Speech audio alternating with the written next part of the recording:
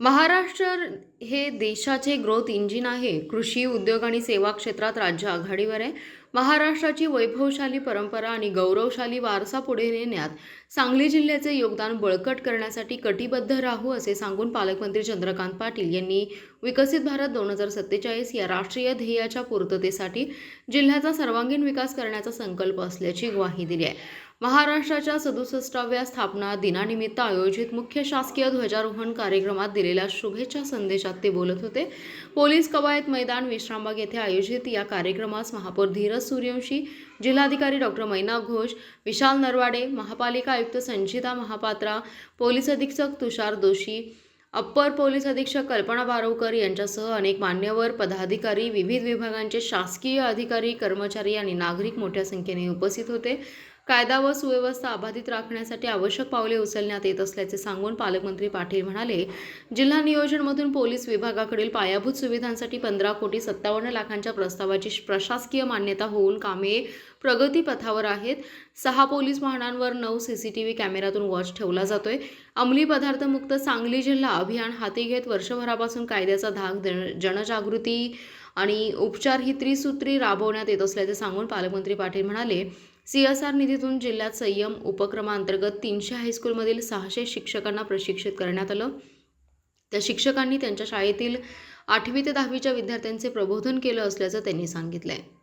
महाराष्ट्र दिनाच्या आपल्या माध्यमातून सर्व नागरिकांना खूप खूप शुभेच्छा.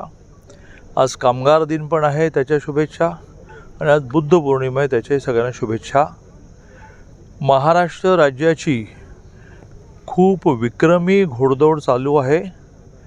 ज्या घोडदौडीमध्ये इन्फ्रास्ट्रक्चरल प्रोजेक्ट्स, पायाभूत सुविधा जशा उत्तम होत चालल्या, जसं आज पुणे मुंबईची खंडाळा घाटातली मिसिंग लिंक ओपन होईल, ज्यामुळे पुण्याहून मुंबईला जाणाऱ्या प्रवाशांचे, नागरिकांचे खूप डिझेलही वाचेल, पेट्रोलही वाचेल आणि वेळही वाचेल.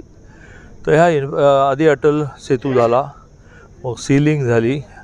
तर अशा वेगवेगळ्या प्रकारच्या पायाभूत सुविधांच्या बरोबरीने माणसाचा विकास म्हणजे विकास याचा भाव जपत मोठ्या प्रमाणावर वैद्यकीय सुविधा वाढवणं, आजाराची संख्या वाढली, आजाराबद्दलचं जे रिएम्बर्समेंट होतं, प्रतिपूर्ती होती, ती वाढली. गावागावामध्ये मोठ्या प्रमाणावर वृक्ष लागवड वाढावी याचा प्रयत्न चालला. पाणंद रस्ते नीट करून शेतकऱ्याचा माल लवकर मार्केटमध्ये देणं वाढलं.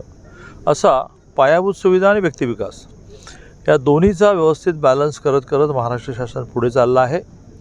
जगामध्ये एकूण 212 देश आहेत. त्या 212 देशामध्ये देशांशी तुलना करताना सुद्धा विकासाच्या दृष्टीने आपण 30व्या नंबरवर आहोत. त्या सगळ्याचा विचार करता आज महाराष्ट्र दिनाच्या शुभेच्छा देताना लोकांना आवाहन करतो आहे की ह्यावेळेला जून-जुलैमध्ये पाऊस कमी असण्याची शक्यता आहे. हवामान खात्याने अंदाज व्यक्त केला आहे आणि तो बरोबर ठरतो.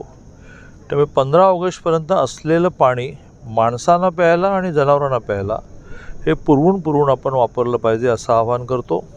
SIR म्हणजे मतदार यादी पुनर्निरीक्षण, मतदार यादी पुन्हा नव्याने करणं, याच्यामध्ये मयत झालेली नावं काढणं, अस्तित्वात नसलेली नावं काढणं असा मोठा कॅम्पेन आहे, ज्याच्यामध्ये माझ्यासारखा मंत्रीसुद्धा चुकून तो फॉर्म भरायचा राहिला तर 29 मतदार यादीत नाव येणार नाही. सगळ्यांनी अलर्ट राहिलं पाहिजे, कारण मतदानाचा अधिकार हा पवित्र अधिकार आहे. त्यामुळे SIR आणि जनगणना सुरू झालेली आहे. त्या जनगणनेमध्ये सुद्धा 2011 नंतर ती होते, 21ला झाली नाही. तर सगळ्यांनी नीट सहभाग नोंदवला पाहिजे.